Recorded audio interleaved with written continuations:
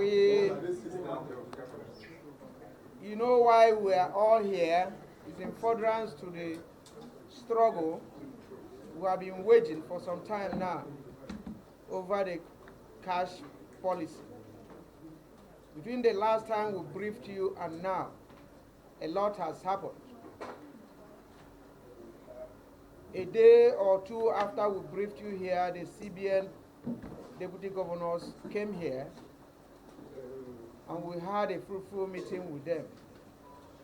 And we gave them proposals on how best to solve the problem that the CBN caused.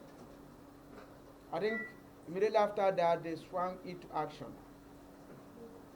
And they have done considerably, averagely well. Yesterday again, we had a meeting, tagged conciliatory meeting at the Ministry of Labor, between the CBN and the Ministry of Labor and the NLC. And there, we agreed that at the end of our next meeting today, we are going to make pronouncement, on the situation so far. And we have been meeting since morning at our next level with reports coming from all the states of the Federation and local governments on the level of compliance of banks. And we are happy to tell you that, yes, there is compliance by CBN. But the NLC, after its next meeting, doubted the sustainability of that compliance. And we don't want to be calling you back after 2 days for another action. And we felt that we have to monitor this compliance for the next 2 weeks to see whether it is sustainable. Because they have rushed to move money to commercial banks. And some of those commercial banks are getting empty again. Queues are returning in some of them. So it will be very naive for the Congress to hurriedly call off the action. Whereas we are not shutting down tomorrow. We want to loosen up for another 2 weeks with committees set up at the national level and in all the states of the Federation to coordinate the level of compliance. There are some banks that equally didn't open for weekend.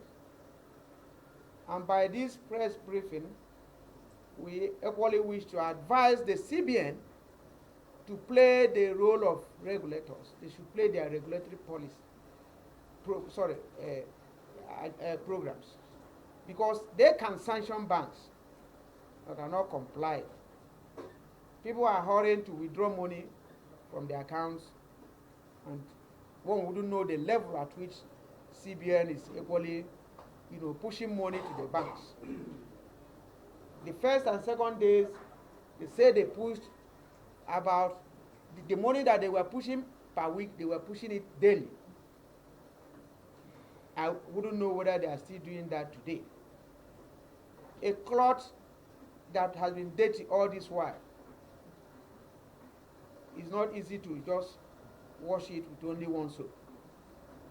So they had constrained the banking sector. Nigerians have suffered so much. Even those that have gone to withdraw 10 naira are afraid of bringing it out in case this will start again. And if there is no sustainable policy and assurance that if you spend this money, you can still go to the bank and withdraw, the whole panicky situation will continue. So the NLC have decided and TUC to equally allow tomorrow to pass without any shutdown or picketing, but to watch the next 2 weeks. After 2 weeks from today, the neck of the two centers will meet again and decide whether the CBN has actually complied and whether their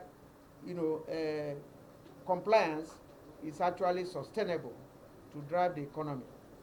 Thank you, comrades. I'll allow my colleague to say something. Thank you so much. All protocols duly observed.